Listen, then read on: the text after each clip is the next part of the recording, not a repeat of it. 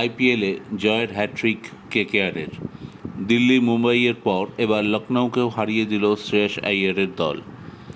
পরপর দুটি away match জিতে অনেক খোলা মনে এবার কলকাতায় শেষ হোম ম্যাচ খেলতে আসতে পারবে কেকেআর। এদিন আগে ব্যাট করে 235 রান তুলেছিল কেকেআর। জবাবে আন্দ্রে রাসেল, সুনীল নারিনের বোলিংয়ে লখনৌ থেমে যায় 137 রানে। বিশেষ করে বলতে হবে হর্ষিত রানার কথা। আগের ম্যাচে সাসপেন্ড থাকার কারণে তিনি খেলতে পারেননি, তবে আজ এসে 3টি উইকেট নিলেন রানা। 98 রানে জিতল কেকেআর, অর্থাৎ বিশাল জয়। আইপিএলের পয়েন্ট তালিকার শীর্ষে উঠে গেল শাহরুখ খানের দল। 11 ম্যাচে এখন তাদের 16 point. Play off almost confirm. সমসংখ্যক ম্যাচ খেলে রাজস্থানের পয়েন্ট সমান থাকলেও রান রেটে শীর্ষে চলে গেল কেকেআর।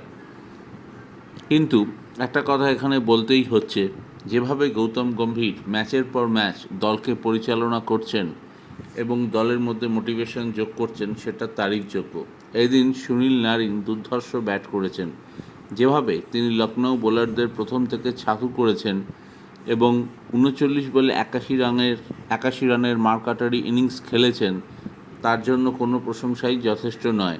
রাসেল খুব একটা কাজের কাজ করতে পারেনি, কিছুটা রঘুবংশী সাহায্য করেছেন। শ্রেয়স আইয়ার তলার দিকে এসে কয়েকটা শট খেলেছেন, আর রমনদীপ সিং একটা ক্যামিও রোল প্লে করে গেছেন।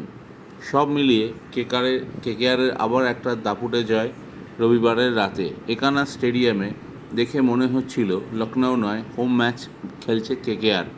কলকাতার ইডেনেও লখনৌকে উড়িয়ে দিয়েছিল নাইটরা। আজ তাদের ঘরের মাঠেও তাদের নিয়ে ছেলে খেলা করল শাহরুখ খানের দল।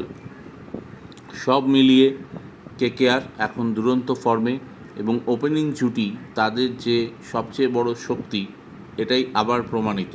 কিন্তু মুশকিল হচ্ছে, যখন ফিল সল্ট চলে যাবেন টি20 খেলতে ইংল্যান্ডের হয়ে, তখন দেখার কেকেআর তার অভাব কীভাবে সামাল দেয়।